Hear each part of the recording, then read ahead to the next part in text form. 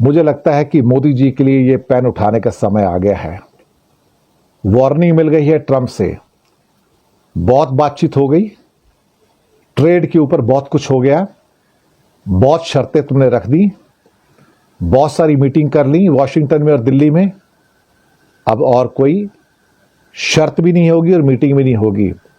Draft बना दिया गया है, पेन उठाओ और साइन करो।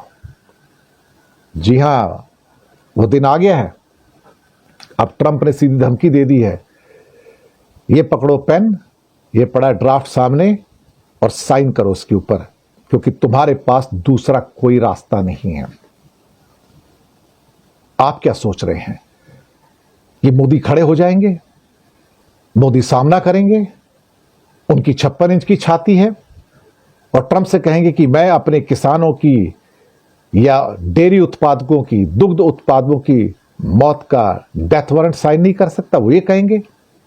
बिल्कुल नहीं, बिल्कुल भी नहीं, क्योंकि मोदी की कमजोर नस दो लोगों के हाथ में है, एक ट्रंप के हाथ में और दूसरी शी जिनपिंग के हाथ में। ये दोनों मोदी को कुछ भी कह सकते हैं, कुछ भी लंबास्ट कर सकते हैं, गालियां दे सकते हैं, ब्लैकमेल कर सकते हैं, ह्यूमिलेट कर सकते हैं, लेकिन मोदी बोलेंगे नहीं, क्योंकि शायद उनके सीक्रेट उनके पास हैं। अब ट्रंप ने देख लिया कि ये इंडिया की जो टीमें हैं बहुत ना नुकर कर रही हैं, तो अब उन्होंने कह दिया कि घड़ी आ गई है, बिग ट्रेड डील होगी और हम साइन करने जा रहे हैं। यानी कि 9 जुलाई की लास्ट डेट। हालांकि उन्होंने ये भी कहा है कि मैं डेट बढ़ा भी सकता हूं, मैं कम भी कर सकता हूं, मैं जो चाहे कर सकता हूं, आई कैन डू एवरीथिंग। मुझे लगता है कि ये कुछ ऐसी चेतावनी है जो अपने आप में बहुत अनोखी है। ये जो अमेरिका की चेतावनी है, ये शायद कुछ इसे बड़े रूप में लेना चाहिए। हमें फिक्र करनी चाहिए कि हमारे किसानों के ऊपर जो उनके राइट्स हैं, जो अधिकार हैं, उसका डेथ वारंट साइन होने जा रहा है, उसका डेथ वारंट साइन होने जा रहा है। और यहां पर क्या होगा? सिर्फ एक चीज होगी, सिर्फ एक चीज। अब ट्रंप ने फैसला किया कि पेन उठाएंगे और सामने मोदी जी बैठे होंगे और कहेंगे, ये पकड़ो पेन और करो साइन। मोदी के पास कोई रास्ता नहीं होगा कि वो रिगल आउट करें। मोदी इतने दबाव में है कि वो वहां पर साइन करेंगे और बाहर आके कहेंगे, हमने एक हिस्टोरिक डील की है। भारत के लोगों से, भक्तों से कहेंगे, भारत के किसानों के लिए, भारत के दुग्ध उत्पादकों के लिए, भारत की डेयरी उद्योग के लिए, भारत के इंडस्ट्री के लिए, भारत की सर्विसेज के लिए हम बहुत बड़ा फैसला करके आए हैं और दुनिया की सबसे बड़ी हिस्टोरिक डील है। लेकिन सबको पता अंदर से कि वो सरेंडर करके आए हैं।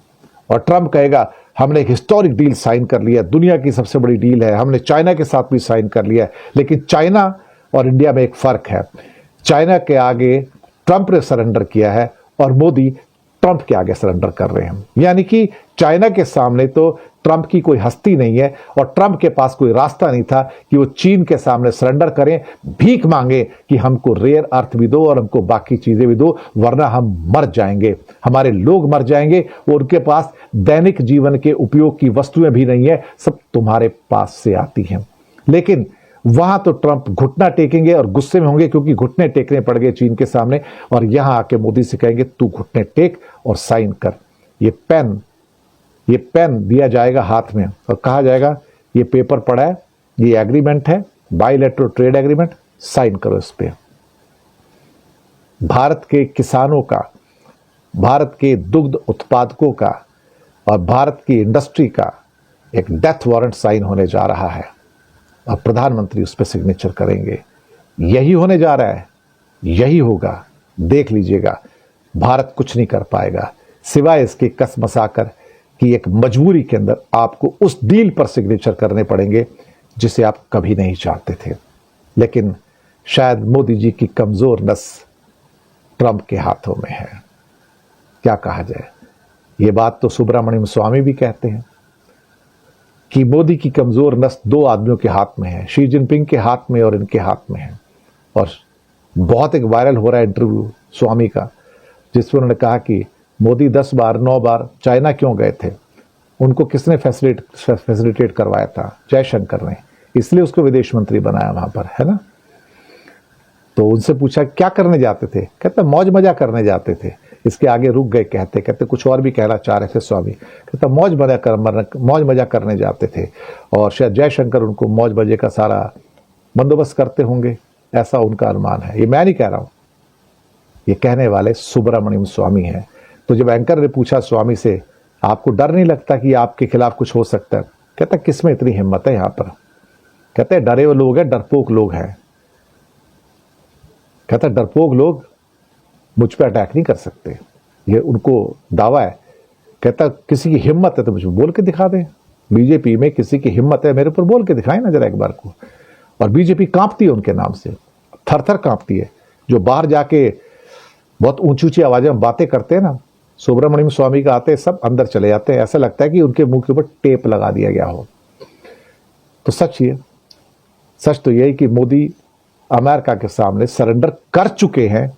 अस्सलाम वालेकुम दोस्तों, एक डील तो पाकिस्तान और अमेरिका के दरमियान भी हो रही है दोस्तों, जो बराबरी की सतह पर होगी। यानी जितना पाकिस्तान टैरिफ लगाएगा उतना ही अमेरिका भी लगाएगा। ये दोस्ती की बुनियाद पर है। लेकिन दोस्तों भारत और अमेरिका की जो ट्रेड डील होने वाली है वो बहुत ही ज्यादा पेचीदा है और बहुत ही ज्यादा भारत के लिए खतरनाक है। अमेरिका चाहता है कि वो खाद से लेकर चाय से लेकर दुनिया की हर चीज वो हमसे खरीदे और वो चाइना से कुछ भी ना खरीदे, ना ही भारत खुद भी बनाए। यानी भारत की जो इंडस्ट्री चल रही थी, खास तौर पर दोस्तों उनकी दवाइयों की इंडस्ट्री गुजरात में बहुत बड़ी चल रही थी, जिसका सारा का सारा रॉ मटेरियल भी चाइना से आ रहा था। दूसरा उनकी ऑटो इंडस्ट्री बहुत जबरदस्त चल रही थी, जिसका रॉ मटेरियल, और अब ये हुआ है कि चाइना ने रेयर अर्थ मिनरल्स भारत को देना बंद कर दिए हैं और दोस्तों खाद भी देना बंद कर दी है। अब भारत के अंदर इंडस्ट्री खत्म हो रही है और दूसरी तरफ देखिए कि अमेरिका और चाइना मिलकर किस तरह काम कर रहे हैं और भारत को एक तरह से ठेंगा लगा रहे हैं। दूसरी तरफ अब अमेरिका ये कह रहा है कि ये सारी चीजें यानी ऑटो की जितनी भी चीजें हैं और खाद शाद और ये चीजें सारी आप हमसे खरीदेंगे। और दोस्तों बड़ी बात यह है, यहाँ पर टैरिफ की जो बात आती है कि अमेरिकन प्रोडक्ट्स पर अब भारत 0% टैरिफ लगाएगा। इसलिए कहा जा रहा है कि अब अमेरिका भारत को ये कह रहा है कि आप पेन उठाइए और दस्तखत कर दीजिए, जबकि